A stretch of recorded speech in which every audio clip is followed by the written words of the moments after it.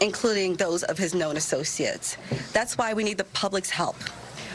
We are asking if anybody has any interactions with Samsud Dim-Jabbar in the last 72 hours that you contact us. The FBI is asking the public's help. We're asking anyone who has information, video, or pictures to provide it to the FBI. We have set up a digital tip line as well as our 1-800 number, 1-800-CALL-FBI. Please provide us with any information that can assist us in this investigation. Once again, thank you for your patience and assistance. For an updated statements or information, please check the FBI's website and our social media accounts. I will now turn over to Mayor Cantrell. Thank you. Thank you. Thank you very much.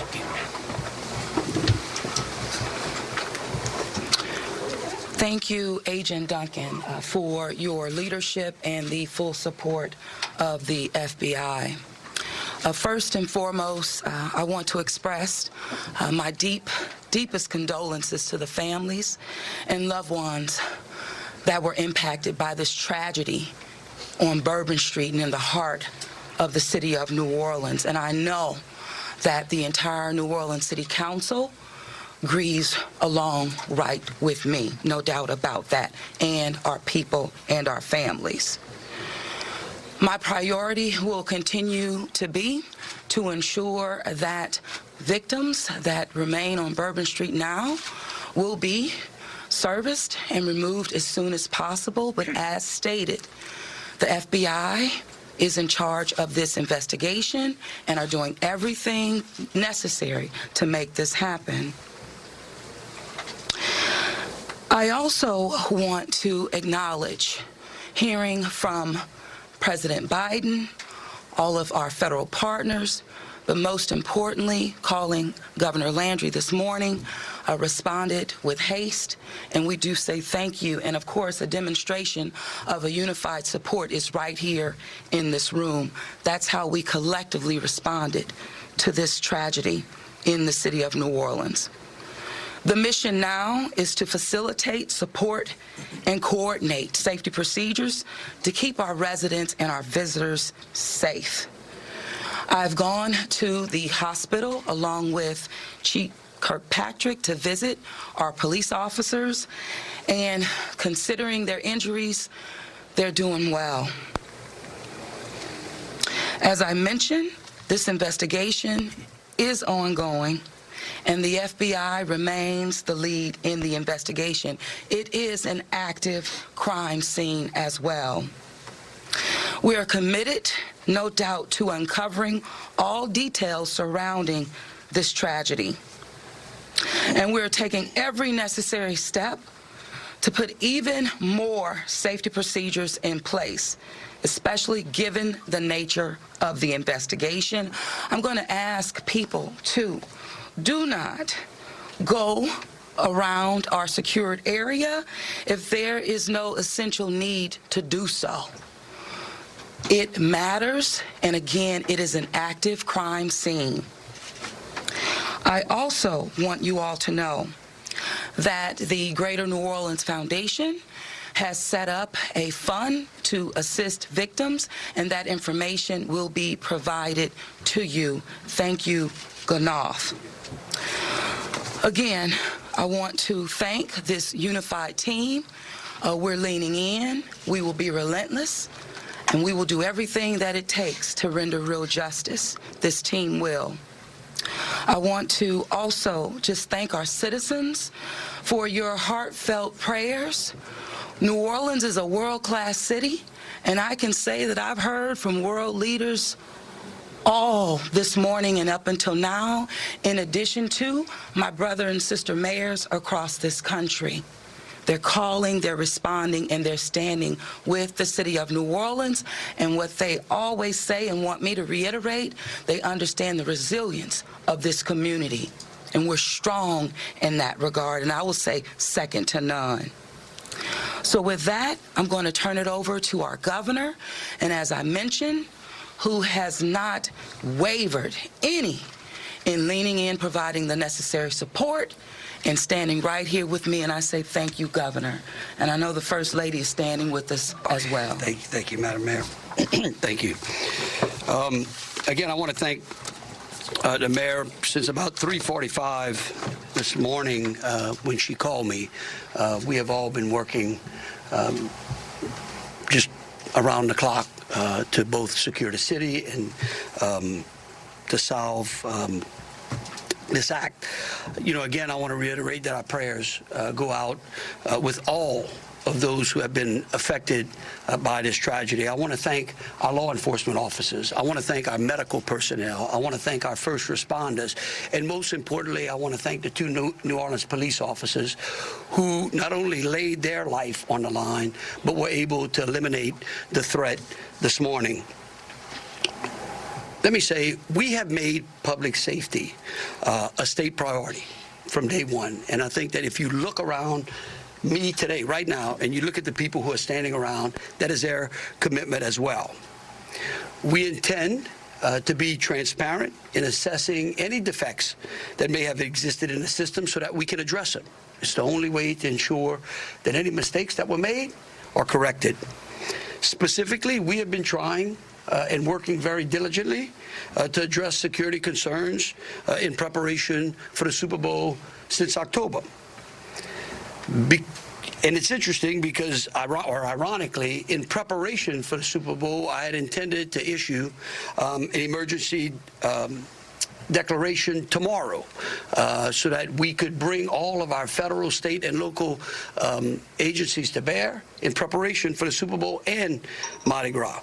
But because of the events today, I have amended that emergency declaration and issued it today. So again, that declaration will allow our federal, state, and local partners to bring all of the resources necessary to get this city safe. In light of that executive order, I have also ordered the mobilization of a military police company. I've asked General Freelou to mobilize a military police company to assist both New Orleans Police and LSP and the FBI. It is important for our citizens and guests of this state to know that we're doing everything we can to secure their safety in this city. We want to make it clear, the Superdome and the surrounding area is safe. But I've always said that the safety of this entire city is something that is always paramount to me. With that, I would like to turn it over to Jeff with the Super Bowl Commission. Jeff Dunley. Thank you very much.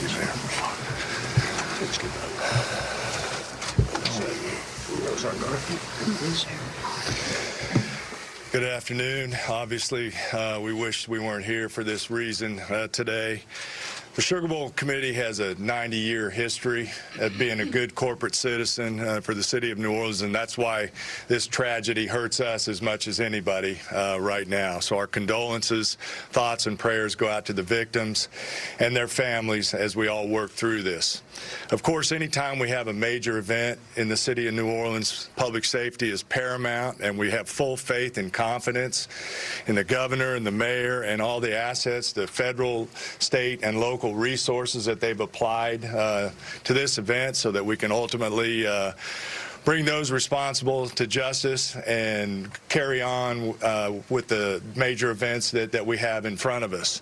Speaking of which, we were scheduled this evening to have a CFP quarterfinal played in the Superdome at 7:45. We have been in consultation with ESPN, with the College Football Playoff, with the Southeastern Conference, with the University of Georgia, with Notre Dame. All parties and all agree that it's in the best interest of everybody and public safety that we postpone the game for 24 hours. Work is fast about to set up a safe and efficient and fun environment for tomorrow night. There'll be more details on that in the coming hours, but for now, that's the plan, that we're going to move forward and play the game. And again, we reiterate our thanks to everyone up here for the important work they're doing. We live in the fun and games world with what we do, but we certainly recognize the importance of this, and we're going to support it 100%. So thank you. I'd like to bring up Senator Kennedy. Thank you, Jeff.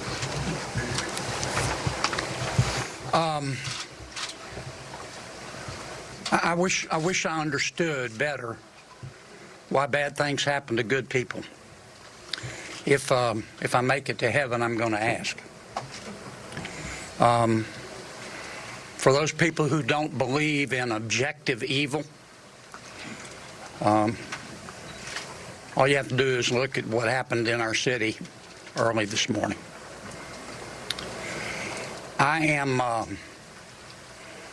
If this doesn't trigger the gag reflex of every American, every fair-minded American, I'll be very surprised.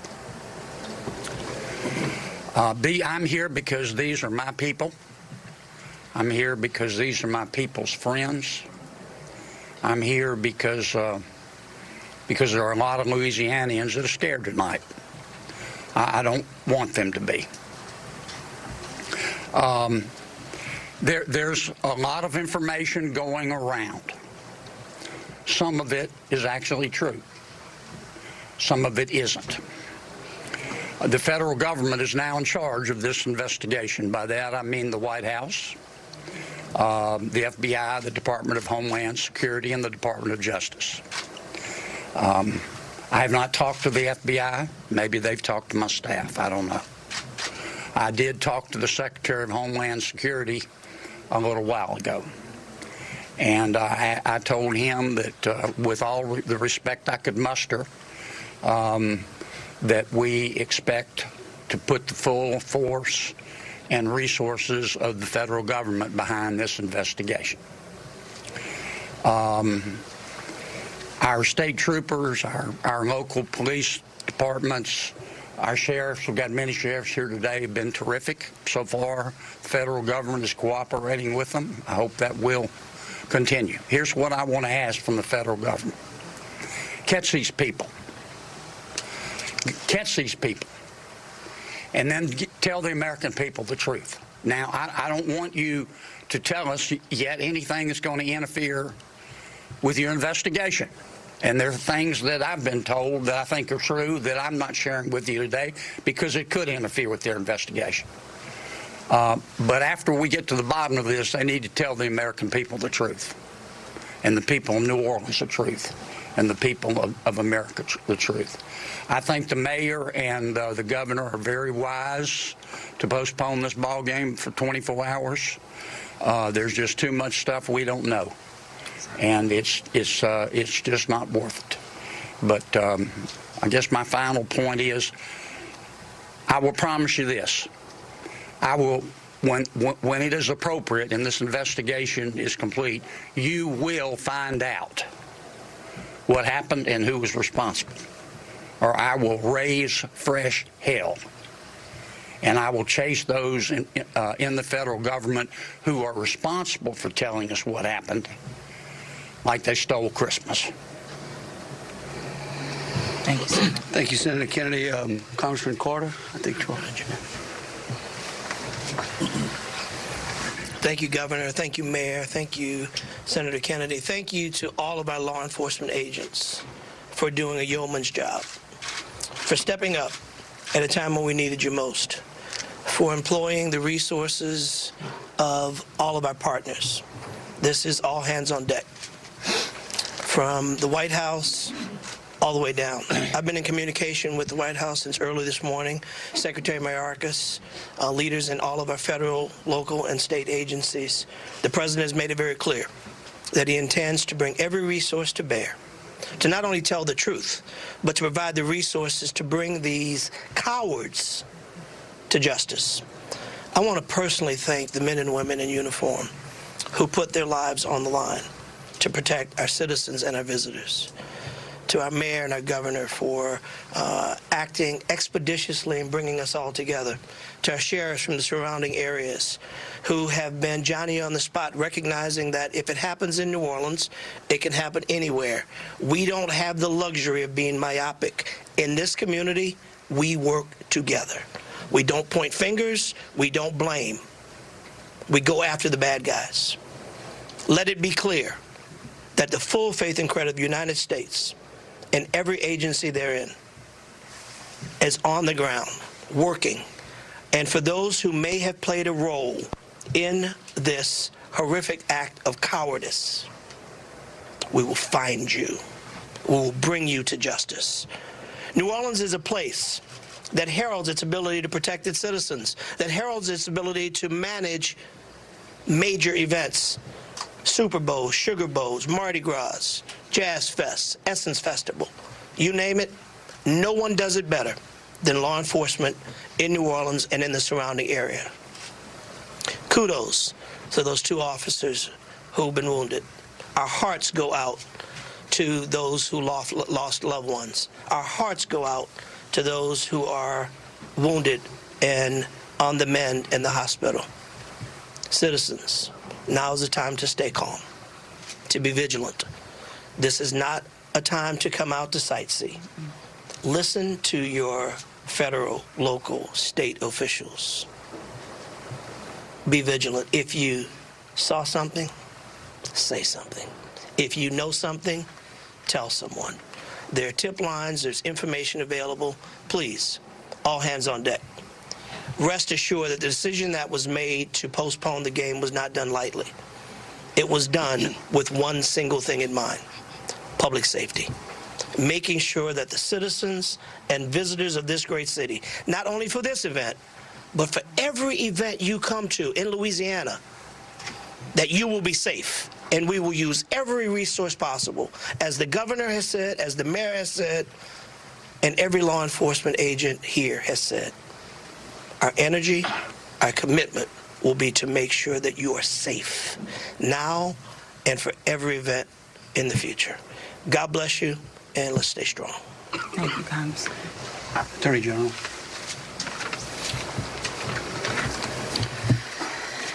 I first want to extend my sincerest condolences to the families of the victims. Parents got a phone call last night, early this morning, that no parent ever wants to receive. And as a parent of children who come to New Orleans and spend time here, I know that that is just something that, you know, we hold our breath sometimes till they're home safe, and some people do not come home safe. And we also have some people who are fighting for their lives right now in the hospital. So I'd ask everyone to pray for them. They need our support and they need our prayers. This was a heinous act, a heinous, cowardly act, and we will find them and we will bring them to justice. My office will be providing both investigative and prosecutorial support to the City of New Orleans, to the District Attorney, Jason Williams in New Orleans, as I have done for months. We will continue to do that. We will provide the governor with whatever support that he needs, and the Governor's Office of Homeland Security, whatever support that they need. I'll be here to help. I will be here to stand with the City of New Orleans. We will bring them to justice. Thank you. Thank you. Thank you, Attorney General. Thank you, Governor. Thank you, Governor and Madam Mayor. For those who do not know me, my name is Ann Kirkpatrick. I'm the Chief of Police of New Orleans. My official title is Superintendent, but my role is as Chief of Police. You know, you've heard some of the details today, and over the last 24 hours, we had approximately 400 officers in the French Quarter. And as we know, this is not just an act of terrorism. This is evil. And when we face evil, we have a choice. We can run in fear, or we can indeed stand in strength. In a time of crisis, people are looking for leadership. You are looking at the leadership. And I promise you, as the chief of police of this city has been tried by fire before. But fire purifies. Fire makes things stronger. We have a plan. We know what to do. We are going to get these people. There is a path forward. Very pleased that we will be back to having a wonderful game tomorrow night. New Orleans police have proven their ability to make the city safer. Just 2 years ago, we were the murder capital of America. Today, from that time 2 years ago, we have driven our murder rate more than 50% down. So we have a track record. But this is different because it's terrorism. Now, I want to thank all of our law enforcement partners. You're fabulous, and we appreciate the partnership. But last night, 3 of our officers engaged this terrorist who shot at them. 3 of the officers returned fire. Those officers did not run in fear. I liked what the mayor said this morning. New Orleans police and all law enforcement is built.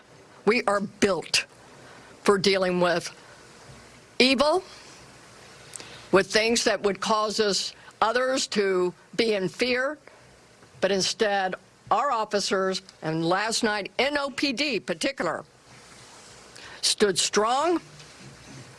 They did not run. They did kill the terrorist. We have 2 officers indeed who received gunfire. They will be okay, and we have personally gone to see them. But this is leadership for you, and I promise, as the chief of police of this fantastic city, that I will be strong and firm and fearless. Thank you. Thank you, Chief. Thank you. In wrapping it up, I want to just close with a couple of things. I want to thank Senator Kennedy and Congressman Carter. I want to thank again all of our law enforcement officers out there. I want the families of the victims to know that I will be issuing an executive order that tomorrow, when Notre Dame plays Georgia, every flag of every state building in this state is going to be at half-mast. In remembrance of them, but remembering something else. That fear in this state is a liar. And these folks right here are going to make sure that justice is served. And for the citizens out there that were saying, well, man, do I really want to go to the Sugar Bowl tomorrow? I'll tell you one thing, your governor's going to be there.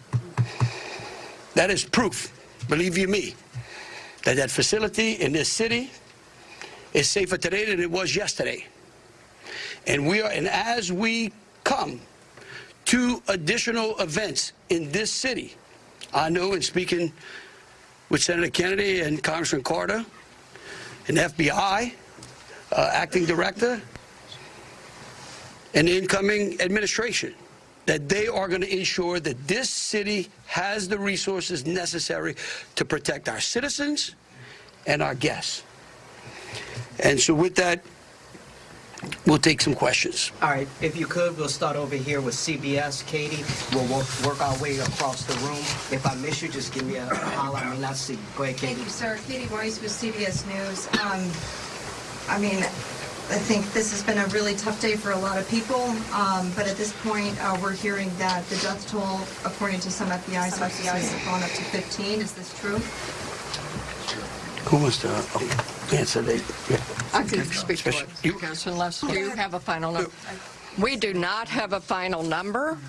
We know that we have confirmed 10, but we did have people who had been transported who were in critical condition. And so I do not know that, but I can confirm 10. And one quick follow-up question, if I may.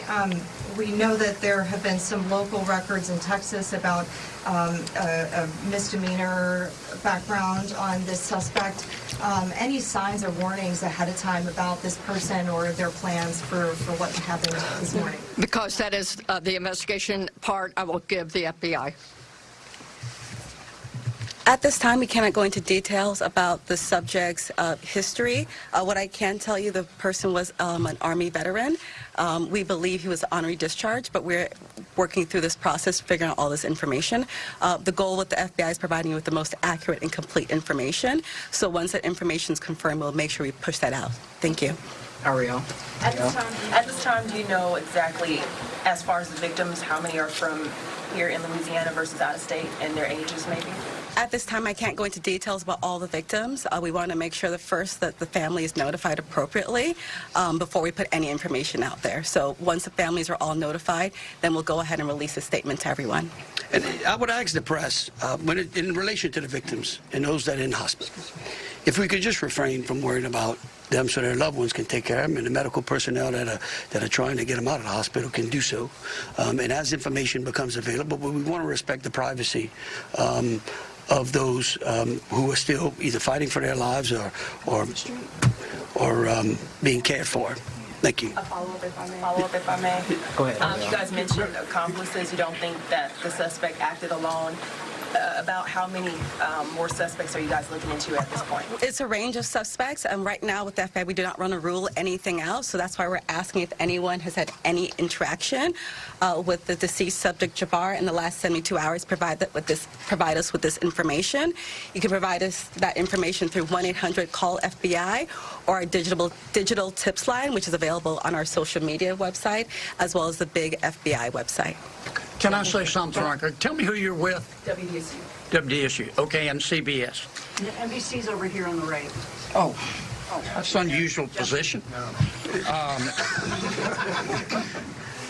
I don't get it. You wouldn't. Look, the FBI is not going to be able to answer those questions, okay? They will eventually, I promise you, okay? Once the FBI has a chance to investigate all this, along working with state police, working with Homeland Security, working with the city of New Orleans, they're going to tell you what happened. I can promise you that, or I'm going to raise fresh hell. But right now, they're in the process of trying to catch the other bad guys. And I want to give them the benefit of the doubt for a while. 26.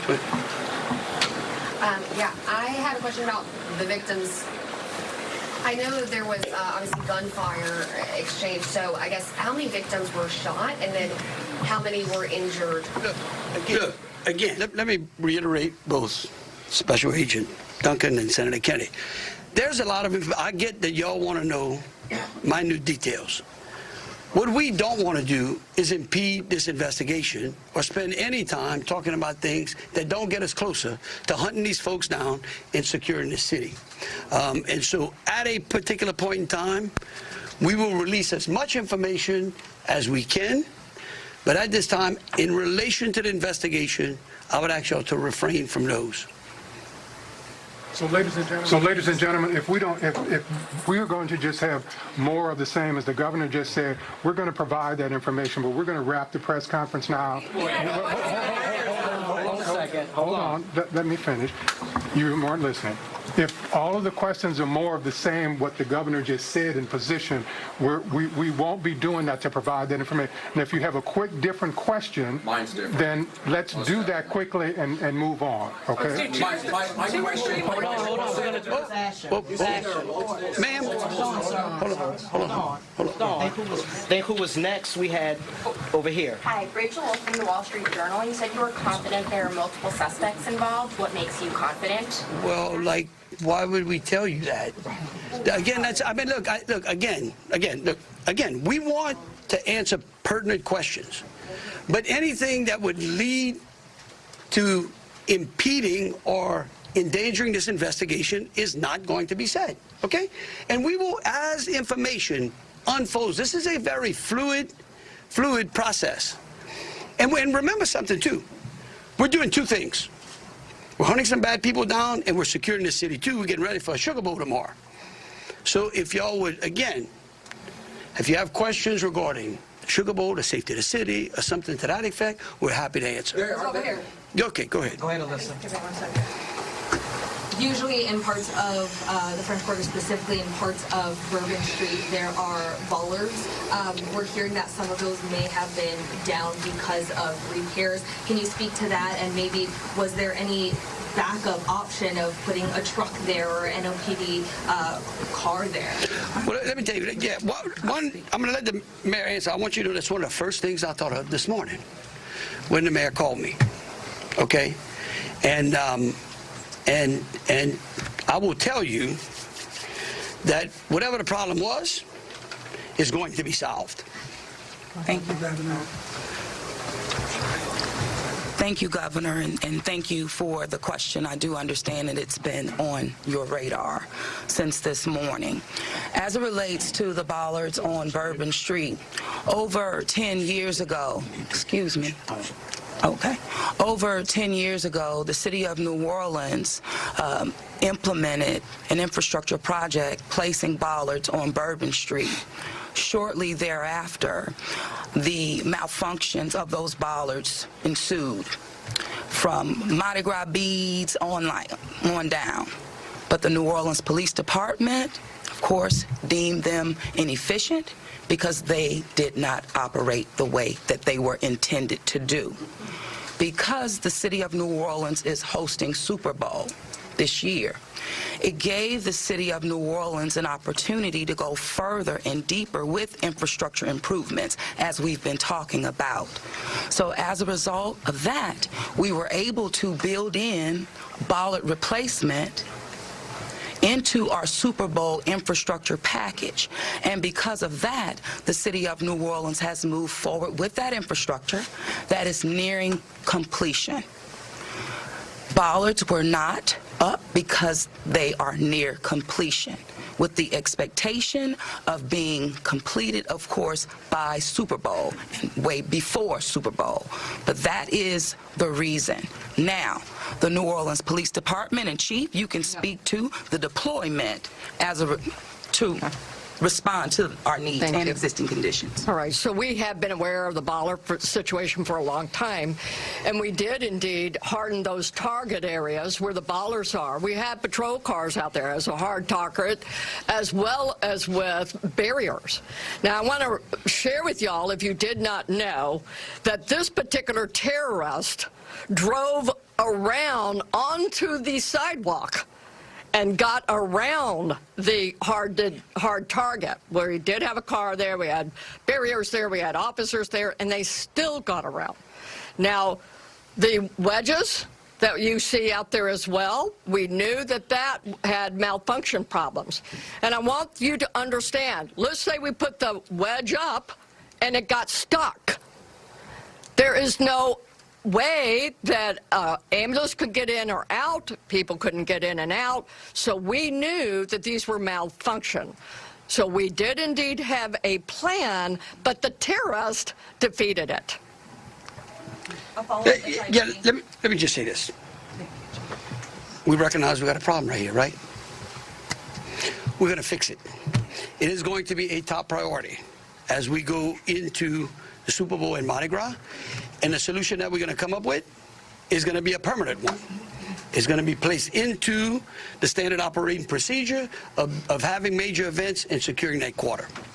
A follow-up, if I may. Obviously, Sugar Bowl, of course, going until tomorrow, but I'm sure after that game, a lot of people are going to want to celebrate. Are there plans to keep Bourbon Street closed? What does that look like? So right now, Bourbon Street is an active crime scene. Yes.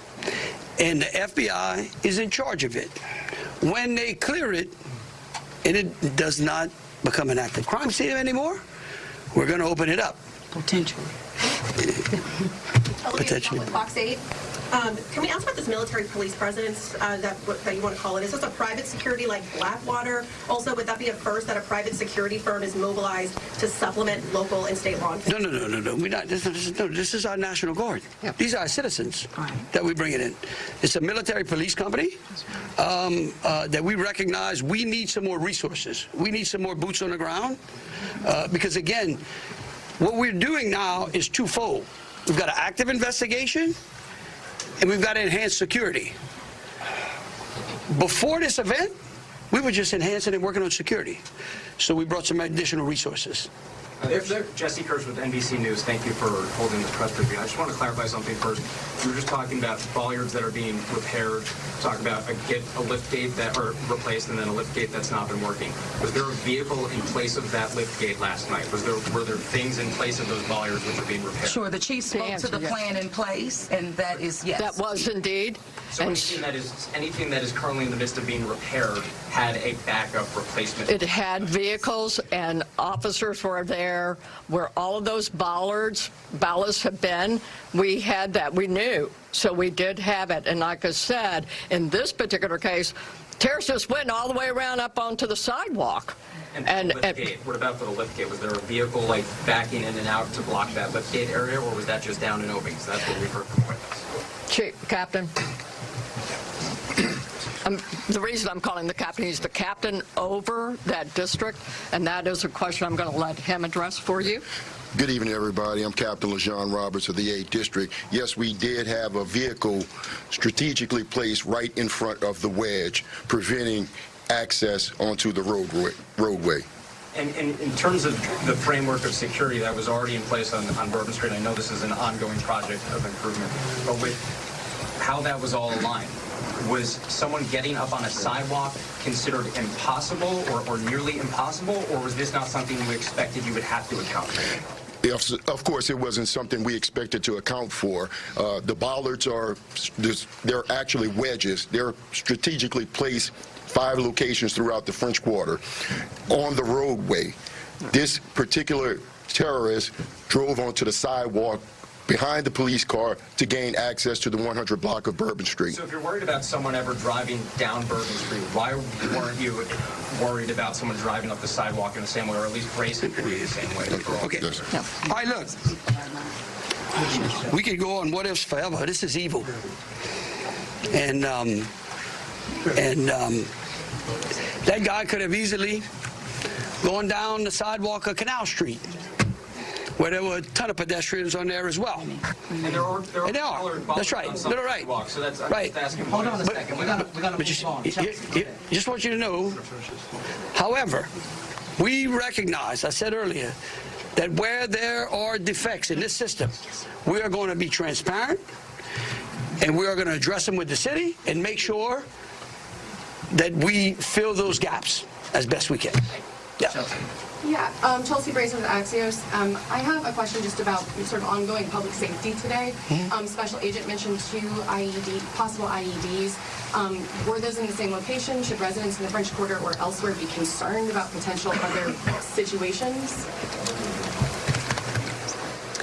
The 2 IEDs, they were in different locations, and what we've done in conjunction with our local and state partners, we've gone through and done a sweep to identify anything that we thought was suspicious, and we have not. However, as I said before, if the public sees something, please reach out to us so that way we can go through and verify that we did not miss anything. But we conducted initial sweeps, I think, starting shortly after our initial conference. I'm going to thank you, Agent. I do want to share that we have a plan, and we have been implementing that plan. One of those plans is that we have swept all of these areas. The word swept means we have put officers out there as a grid, walking down the streets, every street in the French Quarter, looking for suspicious packages, bags, ice chest, you name it. And they have been walking it as a grid. We've been doing the same thing on Poydras and all the accesses into the Superdome. Part of the safety plan is we have bomb dogs out there sweeping the Superdome and all the exterior area, and we're locking that down.